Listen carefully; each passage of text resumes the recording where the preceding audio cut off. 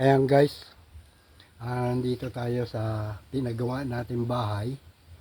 Yan, papatagin natin tong labas. Tapos tatambak natin sa loob para maging patag din. Kasi malaki pa yung tambakan. Yan, tambak natin sa loob, yung mahuhukay natin dito. Yung lupa na tatanggalin natin dito. Lalagay natin sa loob. Yan, para maging patag din yung loob ng bahay. At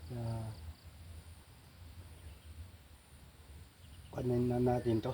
Pagka napatag, lilipatan natin dito kasi medyo sira na guys yung ating kubo natin, tuluyan. Kaya ayusin na natin to, lilipat tayo. Yan guys, mga kamagsaka,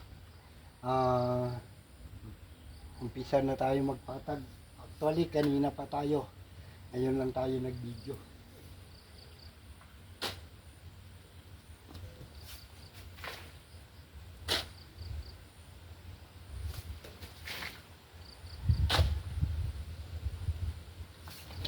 Ayan, malaki-laking lupa na yung natanggal natin dito.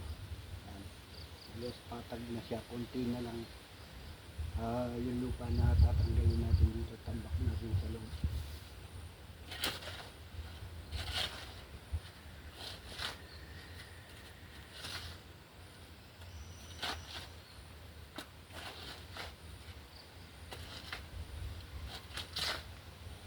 Para napapatag tong labas, papatag din natin yung loob.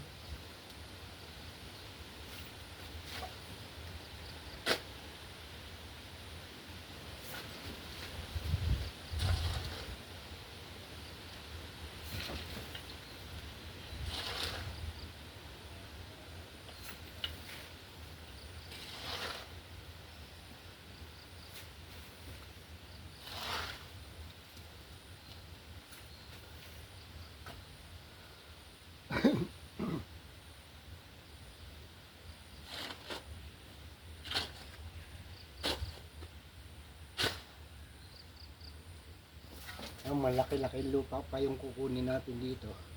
Yan pa ang kunin natin para maging patag. Ganda sa may halaman na yun. Yan. At pagka may budget tayo, dito din tayo gagawa ng pinaka sala-sala natin.